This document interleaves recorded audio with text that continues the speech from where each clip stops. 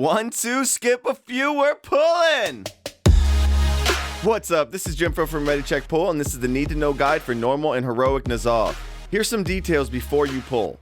Split the raid into 2 groups for Phase 2. Group A will be taking the first Mind Gate down, while Group B continues the phase as normal. Swapping groups A and B for the second Mind Gate. The whole fight is based around sanity management, which can be found here.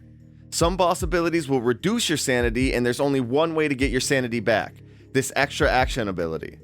It's a 4-second channeled ability on a 3-minute cooldown. Your insanity is reduced the longer you let it channel. Losing all sanity gives you a debuff, increasing your damage and healing by 100% for 20 seconds, but after the 20 seconds, you'll be mind controlled for the rest of the fight. Alright, let's rock. When the fight starts, a bunch of exposed tentacles will spawn, as well as a big ad, Psychus. The tanks will be pulling Psychus on top of a single exposed synapse at a time.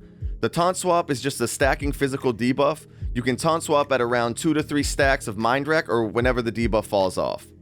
The rest of the raid will do a tight 5-yard spread close to the tanks. DPS will be focusing the tentacles. When a tentacle dies within 8 yards of Psychus, it increases the damage Psychus takes by a stacking 50%, which is pretty crazy.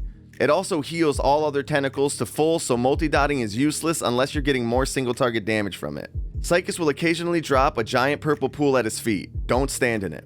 So what you'll be doing is starting Psychus on one of the tentacles close to Ny'alotha, and dragging him around to new tentacles as they die or as he drops purple pools. Remember, Psychus needs to be within 8 yards of a tentacle dying to get the damage debuff, and the debuff can fall off, so you need to watch out for that.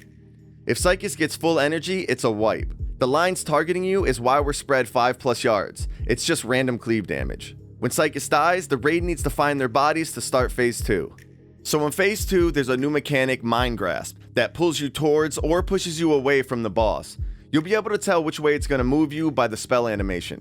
Getting too close to the boss, too close to the edge, or if you walk over a corrupted neuron, one of these things, you'll be slowed, take huge damage, and drain sanity every 1 second.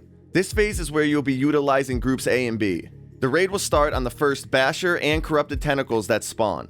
The Basher needs to be tanked, and the corrupted tentacle does a magic debuff that needs to be dispelled before it expires, or it does huge damage and a massive sanity drain. Both these tentacles need to die quickly before the next set spawns. The corrupted neurons never die. Instead, they get smaller in size as they're damaged. It's probably a good idea to dot and cleave these to make space for the Mind Grasp pull. The boss occasionally casts Paranoia, connecting 2 players together by a big and small orb above their head. The 2 paranoid players need to be stacked on top of each other and at least 5+ yards away from the rest of the raid.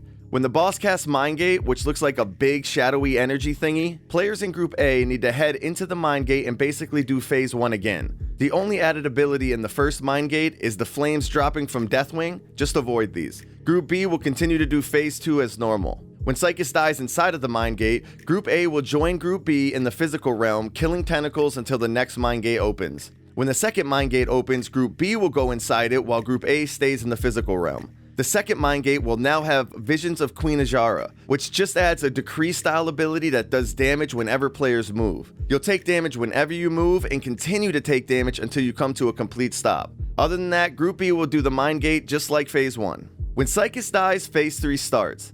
The whole raid will stack on the tank closest to the boss. Tanks will pick up the Thought Harvester that spawns, taunt swapping when the previous debuff falls off. The Thought Harvester will cast a large circle that explodes for crazy damage and a nutty amount of sanity drain. The entire raid needs to be in the circle to help split the sanity drain. Anyone who lost too much sanity might want to consider not getting into the circle, but that's risky.